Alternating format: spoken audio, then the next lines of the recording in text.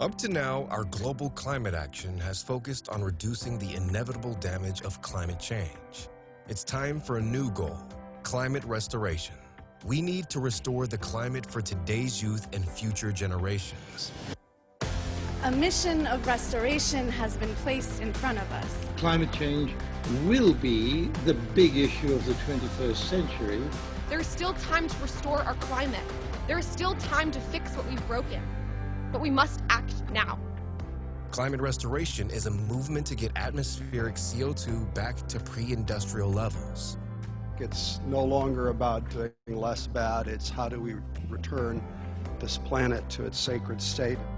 While it's critical we reduce emissions, the problem is already in the atmosphere and it's up to us to remove it. This excess carbon dioxide is 95% of the problem driving climate change.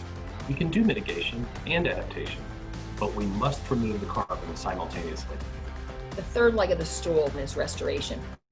Climate restoration solutions are permanent, scalable, and financeable. Technology is available today that at scale can remove the trillion tons of excess CO2 in the atmosphere. Every solution that comes our way, we must grab it with both hands. The solutions best suited to climate restoration mimic and accelerate billion-year-old natural processes. You create an ocean forest with all of the living systems that go with it. Now, what that does is take up enormous amounts of carbon dioxide. I believe we can take up 20, 30 billion tons. What's exciting about it is that you can take a waste product and turn it into a commercial product. The global implementation to respond to this crisis will occur one individual at a time, one city at a time, one county or province at a time, until we have knit together a global movement that is unstoppable. Coming together, putting our differences aside, and uniting over our common goal is the only thing that is going to save us. Isn't the very survival of humanity worth it? Together, we can and we will restore the climate.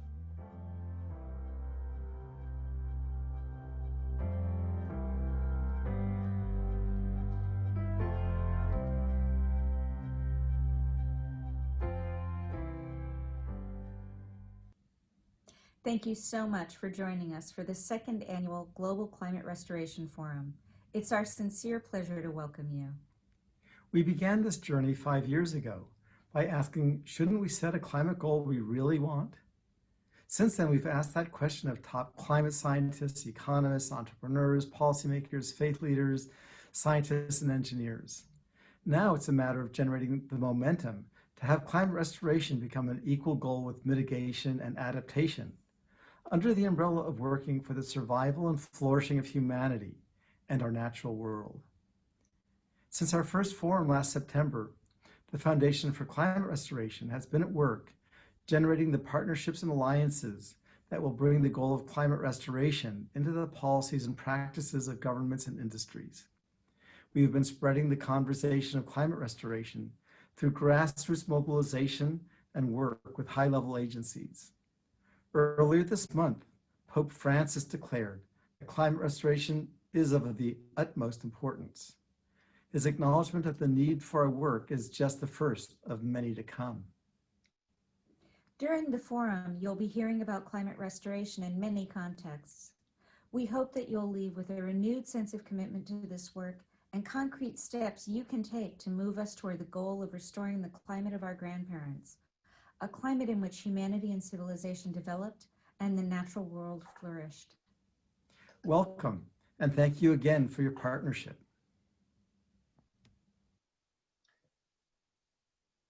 Welcome to the second annual Global Climate Restoration Forum. You just heard from our co-founders, Peter and Sharon Pikowski. Without Peter's extraordinary vision and leadership, we would not be here today. And without the combined efforts of Peter and Sharon, we would not have the global climate restoration movement. I am Rick Parnell, the president and CEO of the Foundation for Climate Restoration. Again, welcome to the forum and thank you for joining us.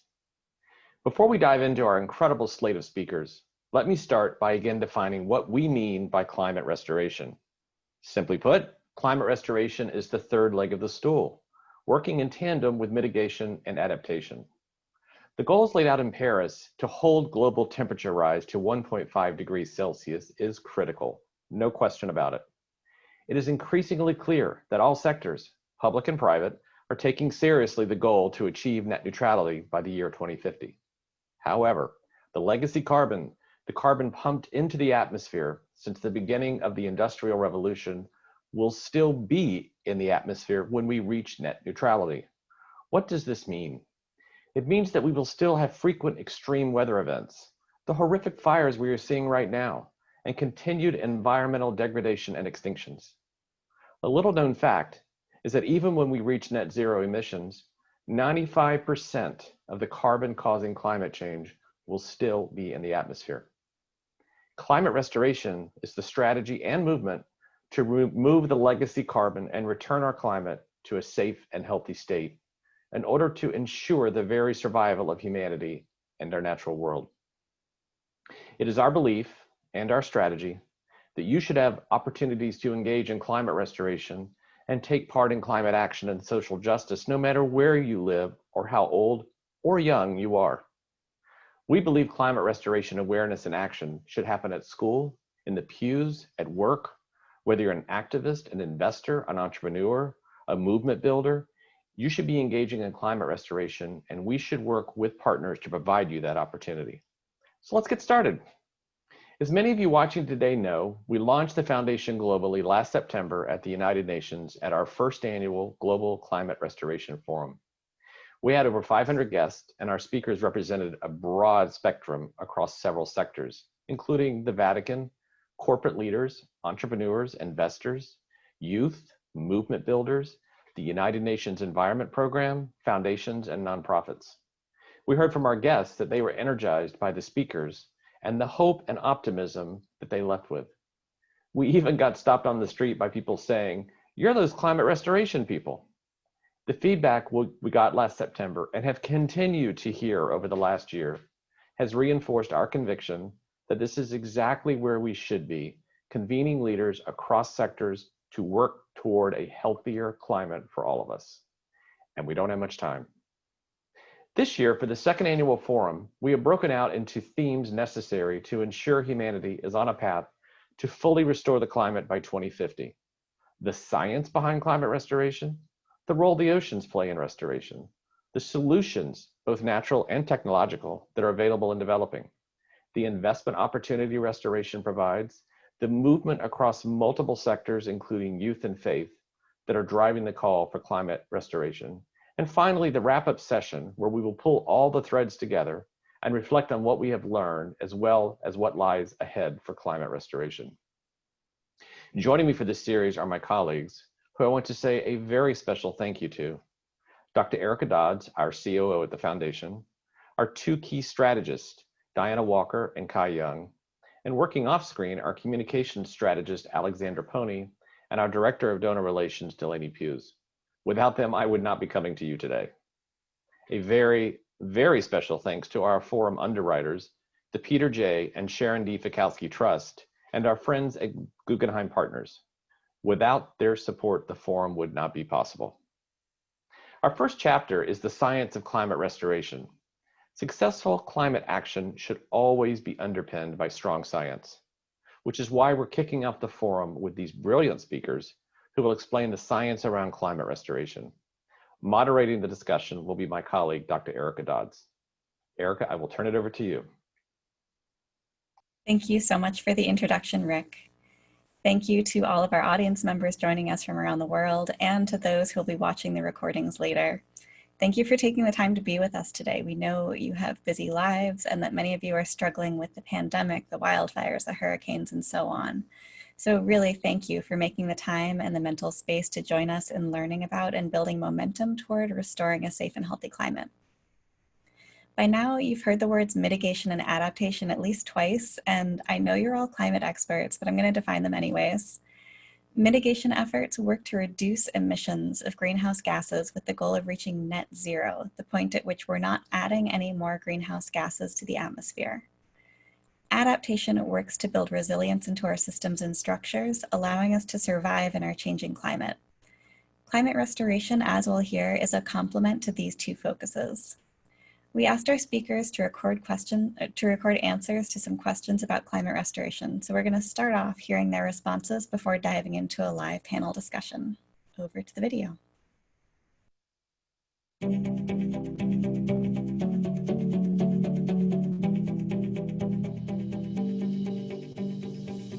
We need climate repair and climate restoration to be put on the agenda. And let me state very quickly what I mean by climate repair. First and foremost, deep and rapid emissions reduction. If we continue to emit at anything like the present level, 35 billion tons of greenhouse gases being put newly into the atmosphere every year, frankly, the problem becomes really difficult and challenging and may not be manageable. However, if we can reduce emissions at the same time, we move on to the second requirement, which is to remove greenhouse gases from the atmosphere at a rate such that maybe over 30 to 40 years, we could reduce the greenhouse gas levels from the present level of about 500 parts per million, all greenhouse gases put together, to about 350 parts per million, recalling that the pre-industrial level was at 270. We need to go probably below 350 parts per million to create a safe world into the future. However, that's not all going to happen quickly enough. So the third requirement is to see if we can develop the technologies to safely refreeze the poles, to refreeze the Arctic, the Antarctic, and the Kilimanjaro region. The result of all of that will be that we will manage the problem. In order to achieve this, we have set up in Cambridge University a Center for Climate Repair, which is now fully up and running. We have a significant number of senior academic staff from all disciplines on the center's activities. And we are working around the world to create centers for climate repair in other universities and institutions. But we also need action at the industrial level, at the NGO level, and at the political level. And I believe the political level is critical. And so we are working on all of these fronts, and that's what I think we all need to be doing. In a nutshell, the work I'm doing as the CEO of Global Thermostat is all about the removal of CO2 from the atmosphere. So that removal relates directly to the issue of the concentration of CO2. And both the United Nations Intergovernmental Panel of Climate Change, where I acted as the US lead author, and the United States Academy of Sciences recognize in 2018 important reports that only by removing CO2 from the atmosphere, which is what we are doing, direct air capture, the problem can be resolved. It is no longer sufficient to reduce what we emit in terms of CO2. Now we have to take out from the atmosphere what's already there. And that removal of CO2 is exactly what I do, what the company does. It's called direct air capture. It's the only possible solution to climate change, according to all the experts now. I recently launched a venture firm called @ONE Ventures that focuses on investing in disruptive deep tech that can help humanity become a net positive to nature. We imagine a possible world where the presence of humanity on the planet makes nature healthier every year that we're here. In practice, this means reinventing industry so that the impact that we have on air, water, soil, and biodiversity is positive.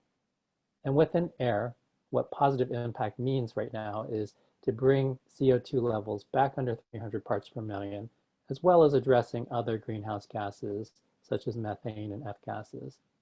On this front, we've invested in a team that has developed drones that can plant 120 trees per minute, which can help carbon sequestration into terrestrial biomass by making it economically viable to plant hundreds of billions of trees.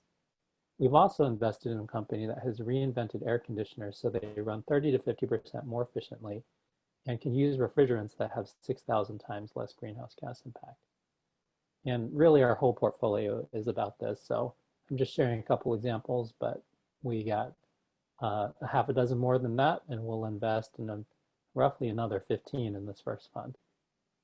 One Earth is a bold new philanthropic organization. We believe it's possible to solve the climate crisis and stay below 1.5C through 3 pillars of action: a shift to 100% renewable energy by 2050, protection and restoration of half the world's lands and oceans, and a transition to regenerative, climate-friendly agriculture. Our optimism is backed by groundbreaking science, fueled by the power of community-led action, as well as the game-changing potential of targeted philanthropy.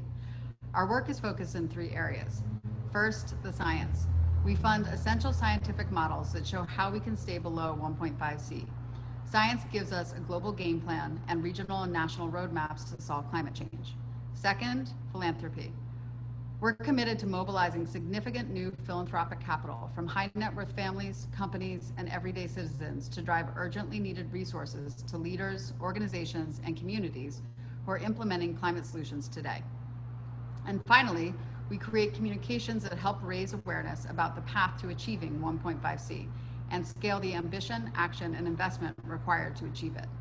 In terms of getting atmospheric CO2 below 300 parts per million by the year 2050, it will likely take many centuries to get back to those levels. The climate model we supported, led by German Aerospace Center, which was published in 2019, is one of the most ambitious climate models ever run. It shows that even with a rapid decarbonization of the energy sector, we would need the full 500 gigatons of carbon removal from natural climate solutions. In addition, the scientific literature is honing in on another potential 100 billion tons of removal from regenerative agriculture practices. If all those measures are taken, we would have a chance to get back to roughly 400 parts per million by 2100. To get down even further, we would likely need engineered carbon removal. It's really inspiring to see that our speakers are working on so many facets of climate restoration. Justin brings up an interesting point. The latest science indicates that natural solutions alone will not get us to a pre-industrial climate by the year 2050. Climate restoration is a highly ambitious goal, and it will take a blend of approaches to achieve it. Often climate conversations are framed as either or. Either we reduce emissions or we remove the excess atmospheric CO2. Either we use natural solutions or technological ones. These are false dichotomies. This is an all hands on deck moment. Our speakers work in research, innovation, global mobilization, targeted investment, ecosystem restoration, and direct removal of CO2 from the atmosphere. Working in all of these areas, they've heard all kinds of climate misconceptions. Let's hear about some of them.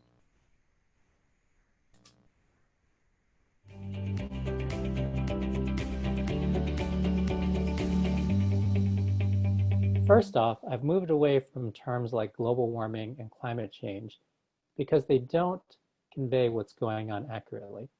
I've replaced those terms with the term climate destabilization because practically some areas of the world will get warmer, some will get colder, some drier, some wetter, but every one of these changes represents a destabilization that can displace and endanger human populations and ecosystems.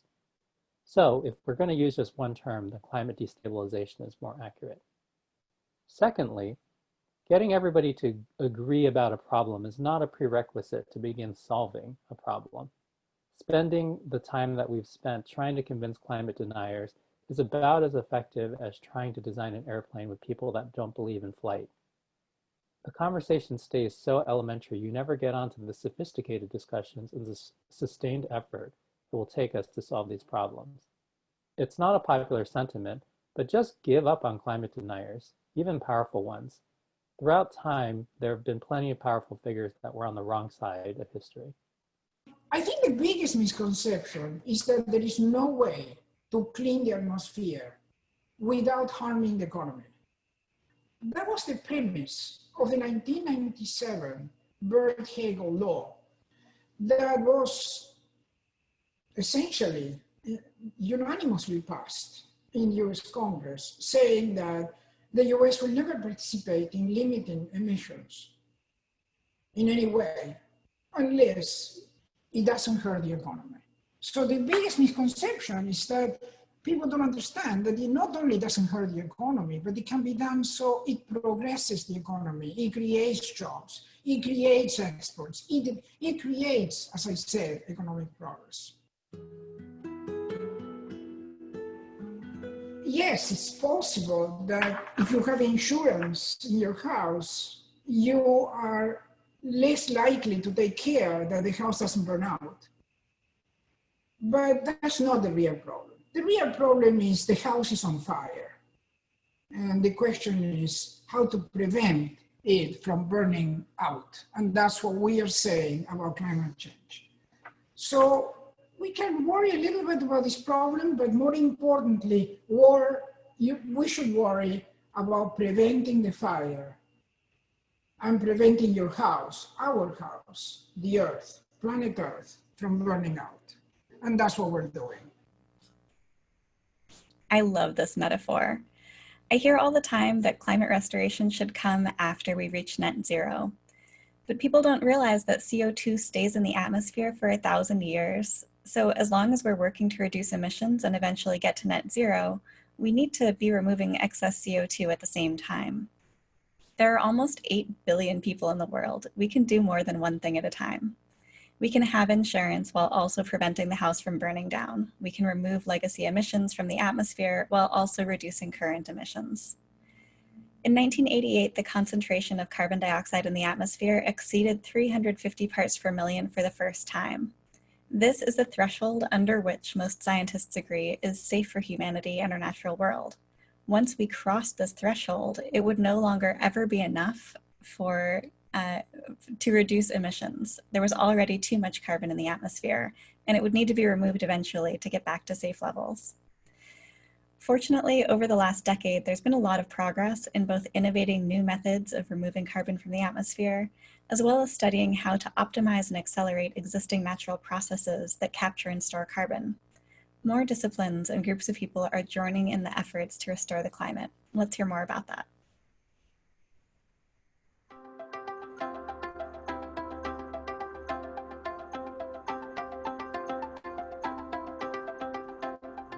The biggest accomplishment for climate restoration over the last decade is that we can now actually include natural restoration in the climate models.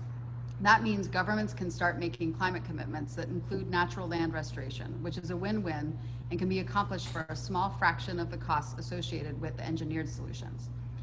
We estimate restoring 350 million hectares of forest would cost roughly $50 billion a year over a 20-year period. That works out to roughly $4.50 per ton of carbon removal. One advance we hope to see is to have the public join in on the restoration challenge. Imagine if 1 billion people each chipped in $50 per year. We could rebalance our global climate system through collective action. For me, the biggest changes are more leaders listening to Indigenous voices, more organizations wanting to zero out their footprints, more people adjusting their food choices for both individual and climate health, and the realization that we need to go and not just stop emissions, but go and repair the damage of all the historical emissions in order to get to the healthiest climate, the climate for which most of life on this planet evolved for. What I'd like to see is a massive retooling of industries toward decarbonization and a priority on using earth-compatible materials in manufacturing. At this point, we've heard about how climate restoration is technically possible using a combination of natural and technological approaches. Graciela has brought up the excellent point that most people believe that addressing the climate requires inflicting damage on our economy. This is a myth, but what is the cost of climate restoration?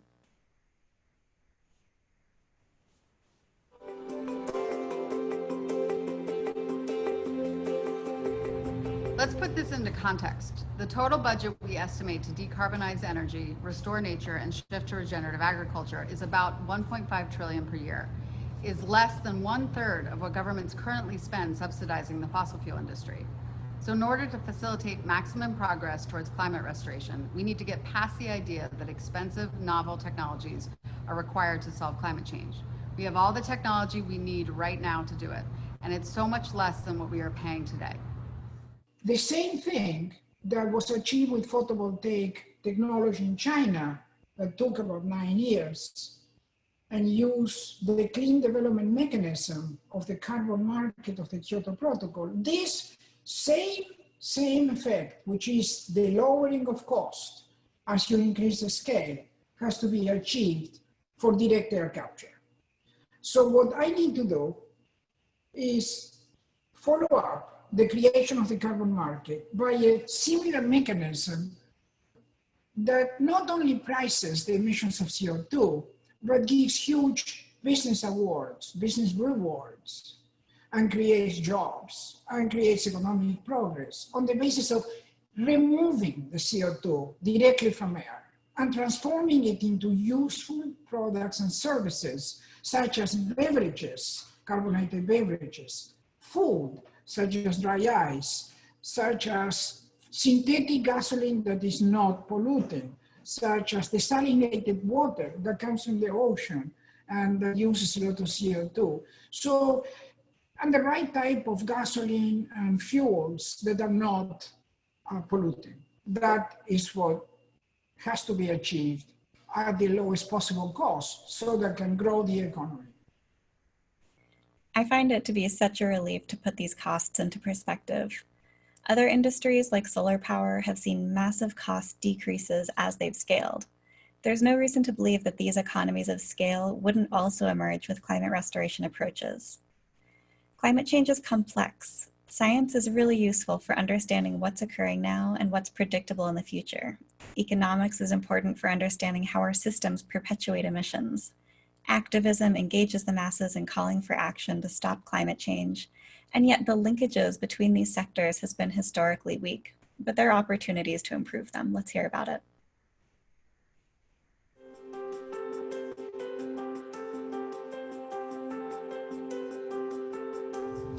For natural restoration, we need collaboration with individuals and communities on the ground who are in the position to implement solutions at scale. And we need to scale philanthropic resources to support them. Although climate change is a complex global problem, it will ultimately be solved by action on the ground, on the land where forests thrive, in the neighborhoods where energy is generated, and on the soil where our food is grown. It's clear that frontline communities and nature are vital to solve the climate crisis, but their importance has been underestimated for way too long. We must radically scale support for the groups on the ground leading change. And that's where philanthropy needs to play a role. Philanthropic climate capital could be a game changer if it's scaled and directed to on-the-ground climate solutions. But currently, we estimate environmental groups and causes get less than 2% of global philanthropy, and only a small portion of this goes to grassroots on-the-ground climate efforts. That's not nearly enough, given that natural ecosystems are essential for our very survival. This has to change. We need a massive mobilization of philanthropic climate capital. We're issuing a call to 10x climate philanthropy in the next decade. Personally, I would like us to prioritize protests less and focus more of our time on designing, engineering, and operational excellence toward a different kind of world. Building things the way that we want the world to be, and then letting those inspirations and innovations inspire improvements to policy and regulation. Now, look, if you can get the policy and regulation underway to go and spur on more innovation, that's fantastic as well. But if I had to bet on which one would happen first, then it's faster to innovate first and have policy change afterwards. It'd also be great to create a school to teach young professionals about the challenges here and get them geared up for an economy where we are repairing the planet, which will be pretty front and center for the next probably 50 to 100 years. And for countries where people have a lot of student loans, it might be interesting to go explore incentivizing folks to go enter this type of work by forgiving their student loans if they've spent 5 or 6 years of full-time contribution to changing industry that can heal the planet. So you need a collaboration between the social and the physical sciences. The social sciences are needed in order to stop the emissions, which are, as I said, caused by the need to generate energy for economic purposes. And physical sciences have to be used to develop the technology that removes the CO2 from the atmosphere and makes it into cement, into synthetic fuels, into desalinated water, even into protein to eat, polymers. It's not easy because the way an economist thinks is not the same as the way that the physicist thinks. So there are always miscommunications or actually different objectives. The physicists typically think that all you need is to have a technology solution, and then the world will implement it. Almost as if the world was ruled by one point, one person that would say, now we're going to do that, and it happens. Economists know that's not the case. Economists know that the social sciences know that the critical weakness of the human species is not physics. We know how to produce atomic bombs, and we know how to produce the most sophisticated artificial intelligence. What we don't know how to do is how to organize social systems in a way that we obtain the results that we need. In the case of the global pandemic right now, we know exactly what has to be done from the medical sciences point of view. Can we do it? No. In the United States, the failure is a failure of organization, a failure of politics. Even though we know what to do, we're not doing it. That is what I think is at the core of the issues that we face.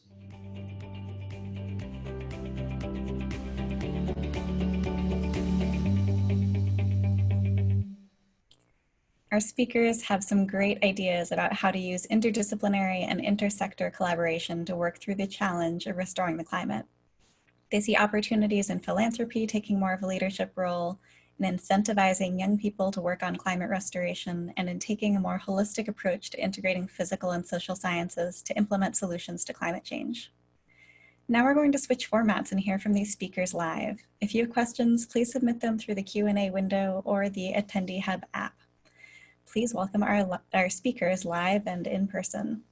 We have Sir David King, the former United Kingdom Chief Scientific Advisor to the government and founder of the Center for Climate Repair at the University of Cambridge.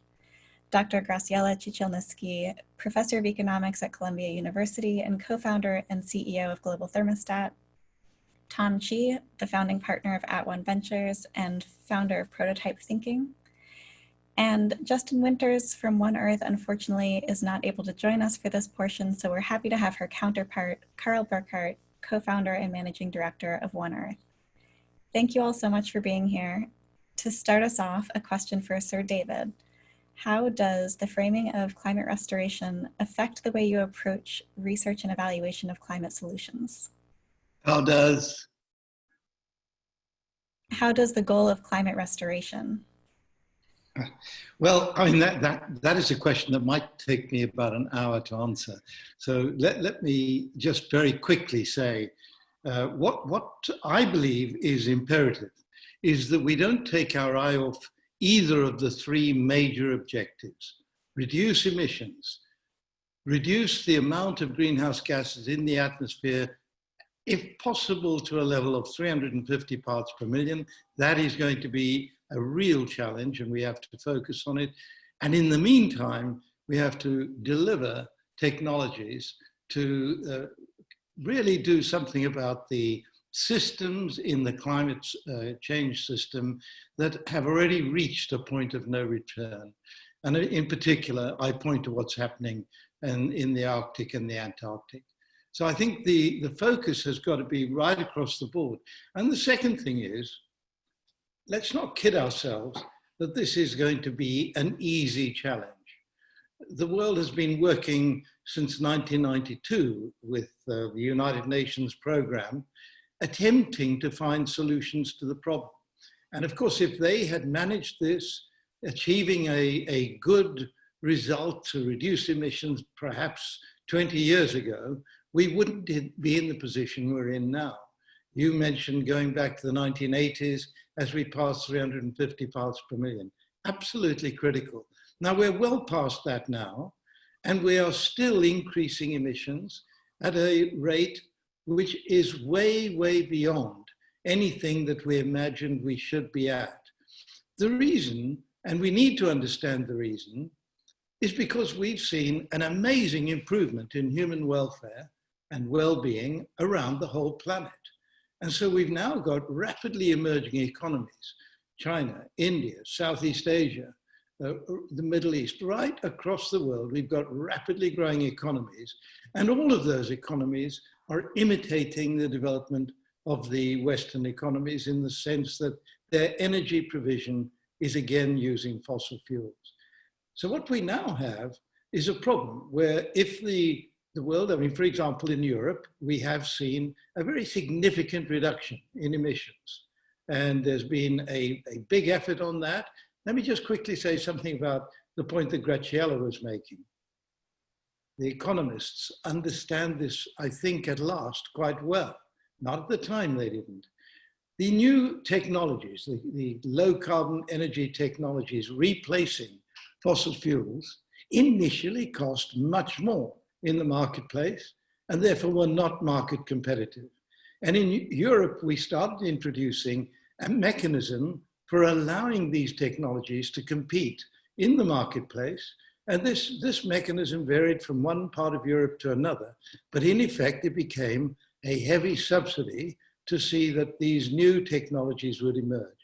And then as these new technologies became more mature, the price kept falling. And the price has been falling logarithmically and still is.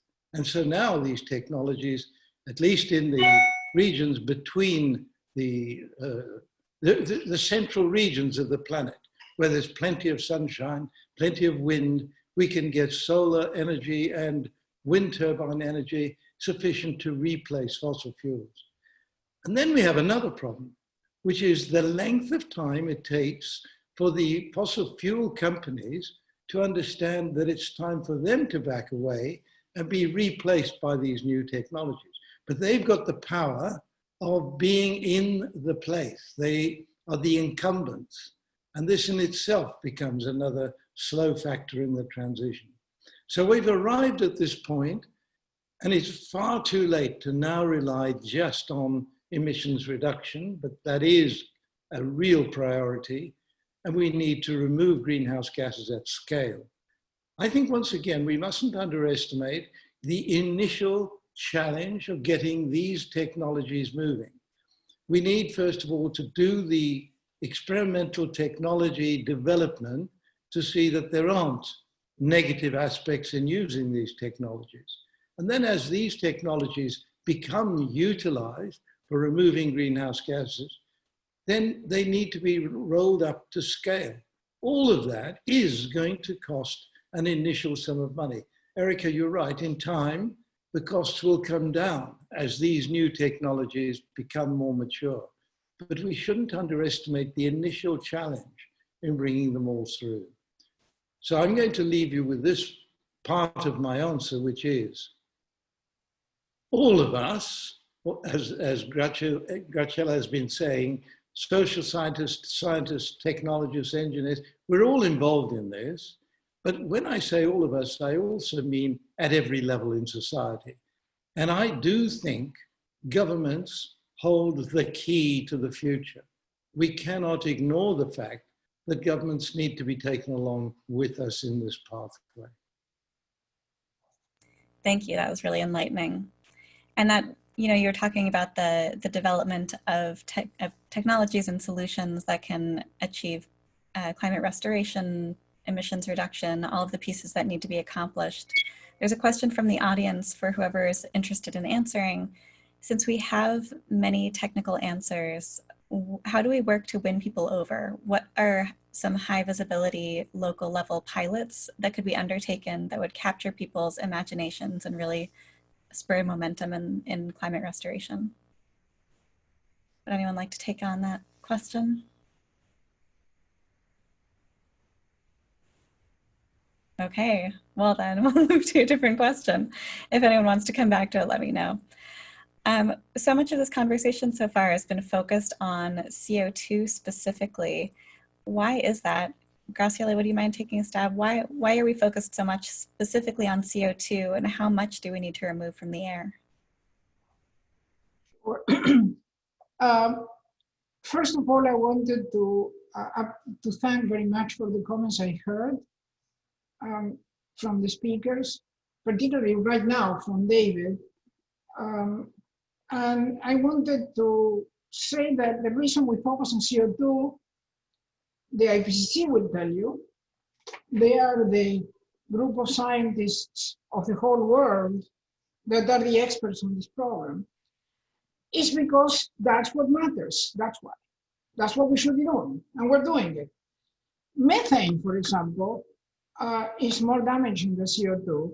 But when you look at the numbers, and I'm not going to do that right now, it's not the right moment, you realize that despite the fact that methane is much more severe than CO2 as a greenhouse gas, nevertheless, the quantities are such that we should be removing the CO2, the legacy CO2 that is already there. That's one of the items that David mentioned, and he's right. So we are focusing on CO2 because we should be focusing on CO2. That is the issue to resolve. Wonderful, thank you. David, do you want to add on? Yes, if I could just add to that, let me put some numbers in. Right, so we can go back to the pre-industrial level, 270 parts per million, that was very largely carbon dioxide. And then we come to the present time, and we're at about 500 parts per million carbon dioxide equivalent. That's counting all the other greenhouse gases in, of which carbon dioxide is 415 parts per million. Carbon dioxide is therefore increased from 270 to 415, and the difference is very heavily due to methane. Now, methane emissions are going up, and the reason why methane emissions are going up is not what you might think, that it's largely due to the loss of methane from fossil fuel recovery.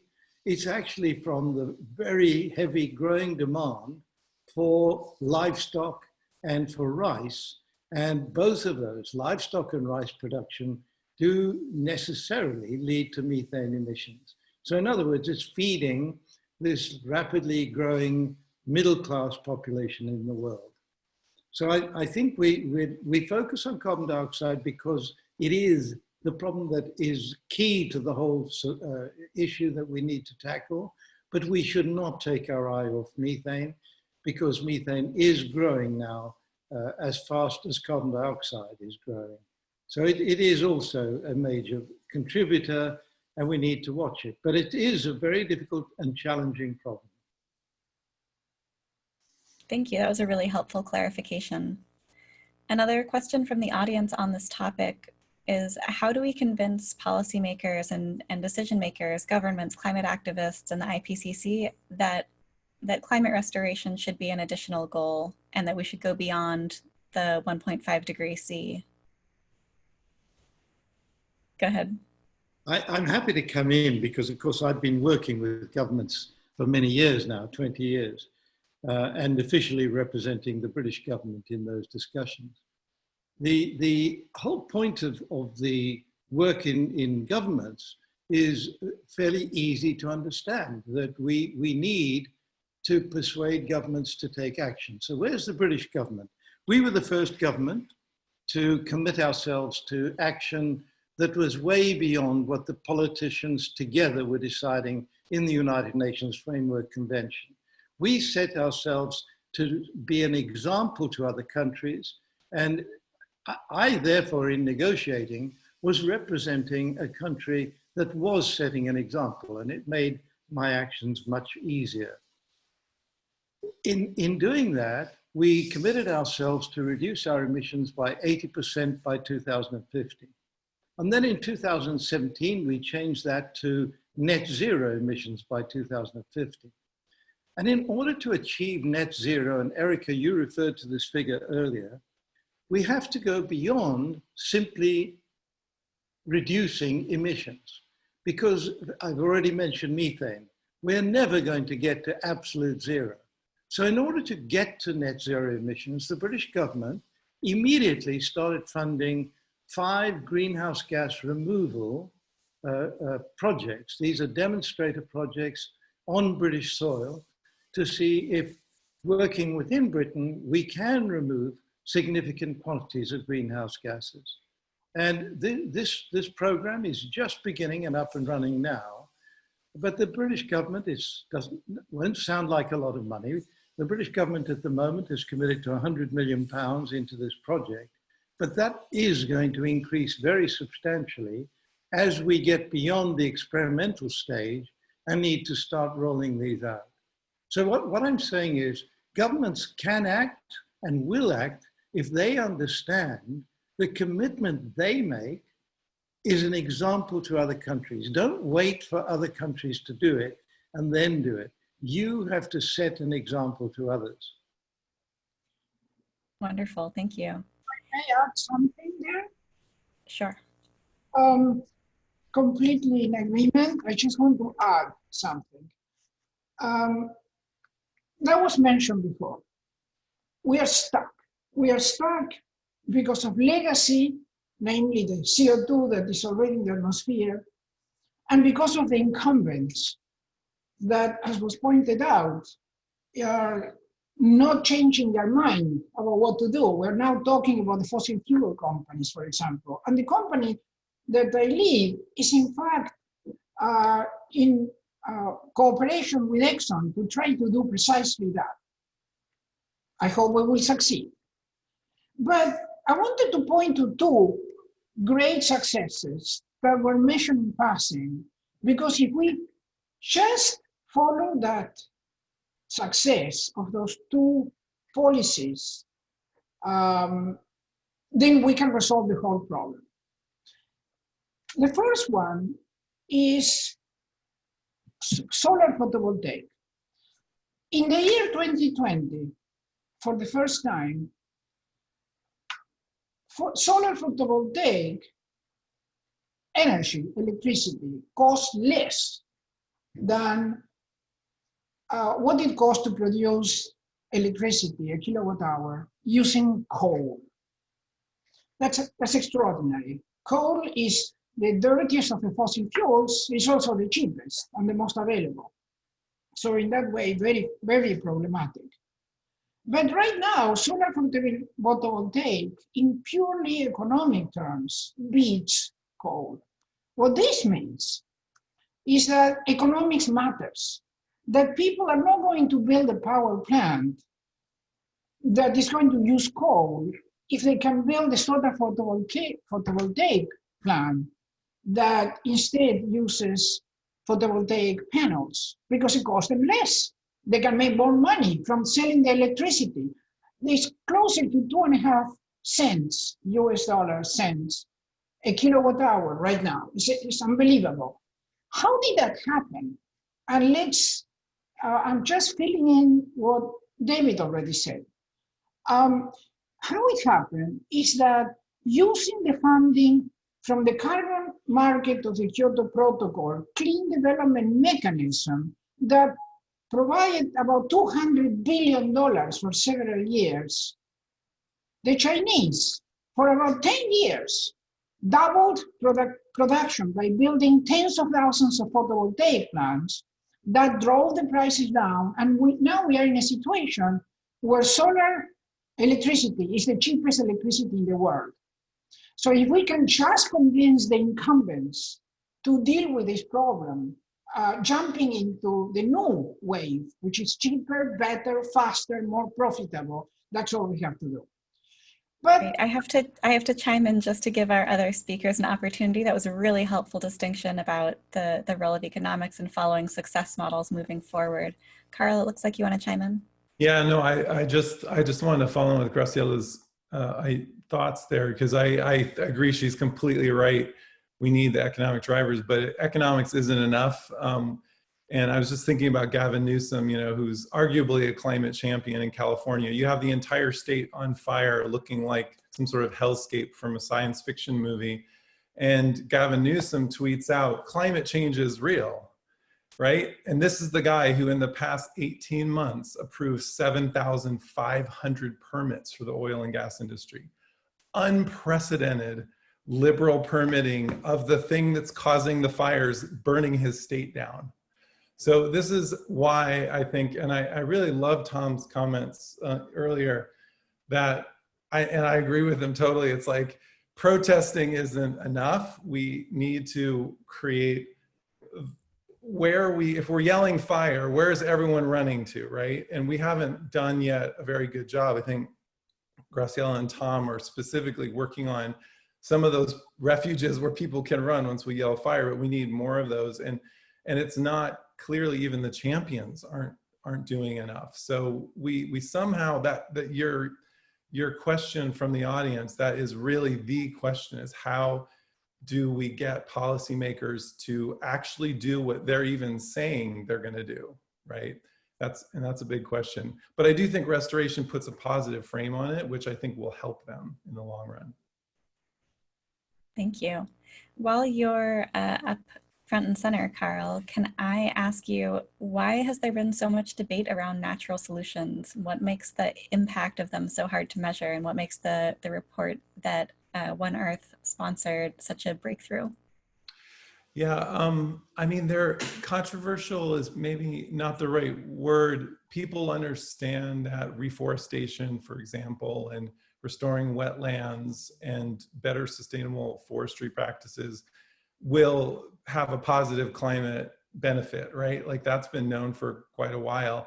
The problem is quantifying that and putting it into a statistical framework that climate modelers can use. So allowing commitments that a government might make towards restoring 10 million hectares of degraded land, how do you pull that into your climate model and have that count towards your negative emissions or your carbon removal?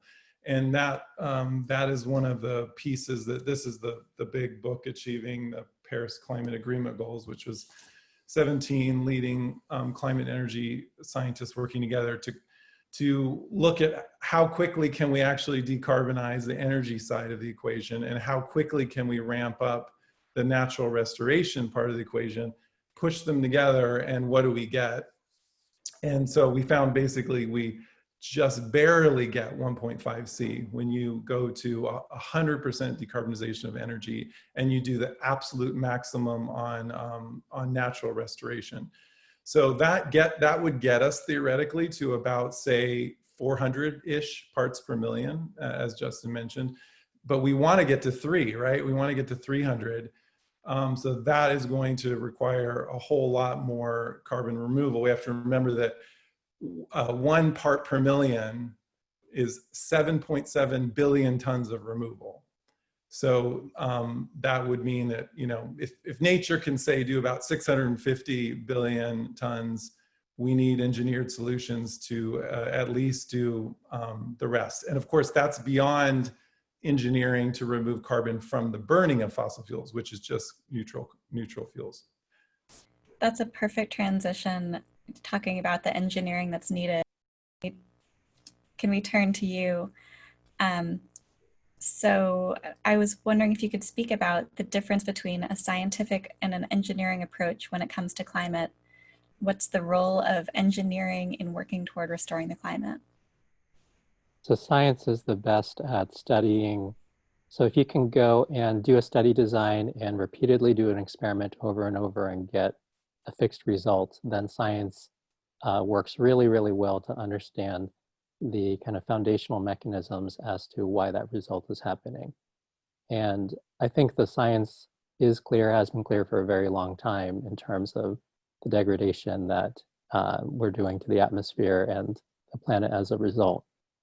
But the goal of science is not the same as the goal of engineering. Engineering is basically to build off of science, to go build in a way that is economically viable, to make use of the things that we've learned from science to practically solve the problems.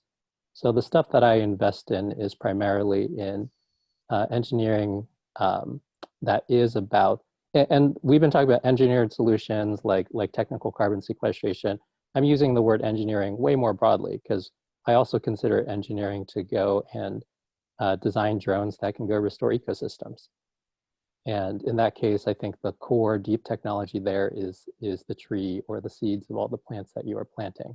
But we can use engineering to go rapidly accelerate the putting of those seeds into the ground in the right mix so that healthy ecosystems are coming up, because healthy ecosystems represent a very large carbon sequestration potential. And kind of building off of what Justin was saying in the intro, she was talking about, $4 a ton. Our tech is more like 40 to 50 cents a ton. And now that said, the reason that people sometimes don't like biological solutions as much as technical solutions is biology, it happens in these living dynamic systems. So if you grow a huge forest, but then you later burn it down, then a lot of that carbon is going to go back in the atmosphere.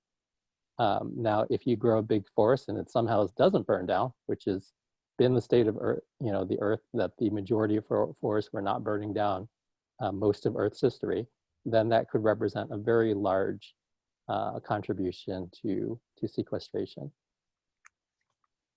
Thank you. You brought up a really interesting point in there, which is the time scale component, which we haven't touched on much at this point. That, planting seeds is a great thing, and it's important to recognize that there's a delay between the time when the seed is planted and the time when the carbon removal from that ecosystem actually starts. Would any of you like to speak a little bit to how you consider, the time delay in natural solutions or technological or blended solutions as you're thinking about the contribution they can have to climate restoration? I think the time delay is critical, but I think we have to keep in mind that the European Union emission trading system already solved the problem with what they inherited, what they obtained from the Kyoto Protocol, the carbon market, because Physics Today in December 2019 has an article that is validating that right now the European Union, these are many nations, are emitting 20% less than the CO2 that they were emitting when all of this started in 1997. So if the European Union emission trading system can achieve that result, which actually is a way to resolve climate change, it was then, and it became 20% lower by now, what it was in 1997, then the world can do it too. So the issue is that we have the solutions, but we're not very clear about them. And we need to understand that the technology is actually the solution to the economic problem we face. We face a global recession at the end of the COVID pandemic, and we need liquidity into the economy, and we need new infrastructure. And this is the solution, the infrastructure that we know how to construct. The systems like the European Union emission trading system that solve the problem for the region, we need to expand it. And how much money do we need? We already heard it from some of the speakers. And you are talking about less money than the subsidies that are being made to the fossil fuel industry. So all of this is possible. It's just a matter of getting off our butts, I don't know how else to say it, and deal with the legacy and go the way the Chinese did. Build tens and thousands of these plants. That's the way to reduce the cost and to increase the removal of the legacy CO2, which is what we have to do. And once we build tens of thousands of plants, as the Chinese did, the technology will go down in cost by 80%. And then all of a sudden, the problem doesn't exist anymore, because what it means is that we're going to bring economic prosperity by developing this infrastructure to the world economy. And on that note, that's a perfect place to end. We've reached the end of our Q&A time. This discussion has been so interesting. I hope you all have enjoyed it as much as I have. Thank you so much to our brilliant speakers for spending this time to boost our understanding of climate restoration. And thank you to all of our viewers for your attention and interest. We have a lot more exciting content coming today, so don't forget to tune back in. And over to you, Rick. Great, thank you, Erica. Thank you, Graciela, Carl, Tom, and my good friend, Sir David. What a fascinating discussion. As I was making notes here, some of the things that really resonated with me is I hope you will join us for one of our sessions tomorrow on movement building. This is exactly the work that the foundation is doing on helping all the sectors call on governments, both local and national, international, the need for climate restoration and carbon removal. So tune into that tomorrow. That's a big part of what the foundation is working on. I think, as Sir David and everyone pointed out, the role of governments is critical here. We are launching the Road to Glasgow as part of this series, working across multiples of partners. We encourage anyone who's watching to please join us. The Road to Glasgow is calling on the COP26 and the IPCC and others to have climate restoration and carbon removal be the third pillar of climate action in Glasgow next fall. Let's see. One of the things we talk about at the foundation is how important it would be for the IPCC to do a special report on climate restoration and carbon removal.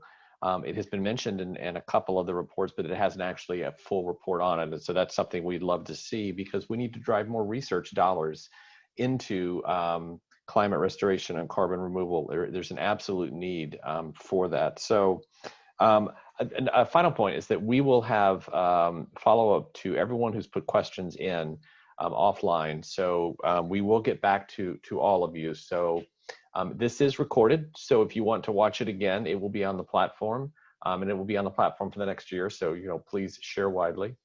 Again, thank you to our speakers. Thank you to the Peter J. and Sharon DiCaprio Trust and our friends at Guggenheim for being our supporters. Please join us this afternoon in about an hour at 1 p.m. Eastern, where we will talk about the oceans and what the roles the ocean plays in restoring the climate. So I hope to see you then. So thank you for joining us.